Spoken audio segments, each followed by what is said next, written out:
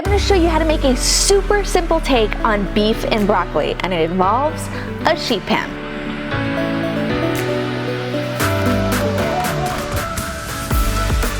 Now the first thing we want to do is make some rice, because this recipe comes together so quickly that you're going to want your rice done and ready to go by the time your beef and broccoli emerge from the oven. So the first thing I'm doing is taking about a cup of rice, and I love using my rice cooker. It eliminates the need of cleaning another dish, and it frees up some space on my stovetop.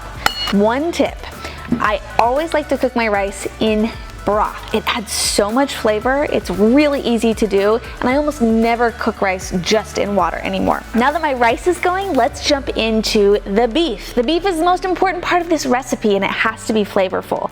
So we're going to create a little bit of a marinade. In this is going to be about 2 tablespoons of soy sauce, a tablespoon of rice wine vinegar, tablespoon or so of brown sugar. Now all of these ingredients are going to be used later in the recipe as well, so I'm going to tuck those aside, give this a quick whisk, and add my beef. So I'm using strip steak, and what I've done is I've cubed it, also it's about the same size. This will go right in there and soak up all of that flavor from the marinade. Really, this could sit in this marinade for probably up to 2 or 3 hours if you really wanted it to take on even more flavor. Now that my beef is ready to go, let's talk about the sheet pan.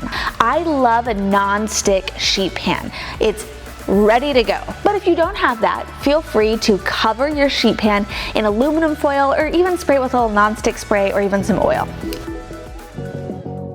Alright, we are going to do broccoli. Obviously this is beef and broccoli, but we're also going to add a red bell pepper. I like this for a couple of reasons. A, it tastes delicious, and B, I'm such a believer that we eat with our eyes first. And I love that red-green combo in this recipe and how the bell pepper and the broccoli work together. And it's almost like I take off each side, like a cheek.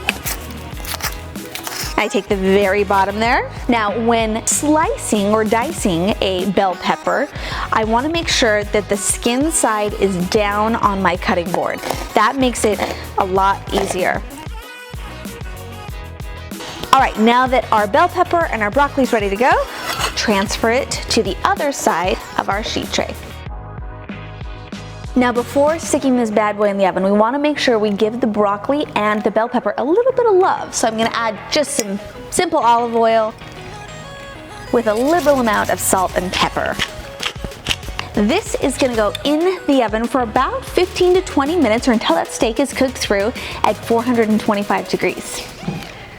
While the beef and broccoli are roasting away, let's make a simple sauce to add even more flavor to this dish. So working in a small skillet, we're going to use the rest of those ingredients that we used in our marinade, and we're going to bring this up to a simmer. And what's going to happen is it's going to thicken up just a little bit. Add a little bit of veg oil as well. If you had sesame oil, that would also be great for even more flavor.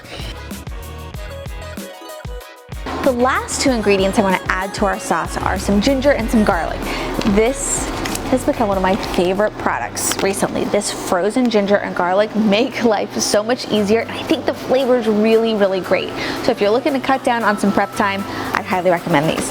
We're going to cook our sauce over medium to low heat. We don't want too much heat, especially if you're using sesame oil. Just a little bit of heat until it slightly reduces. That's what we're after. Now that our sauce looks like it's ready to go, let's go get that beef and broccoli and put this dish together. Look at this beauty. Ooh, looks good, good, good. So much flavor, so easy to pull together, and now I've got this sauce for even more flavor.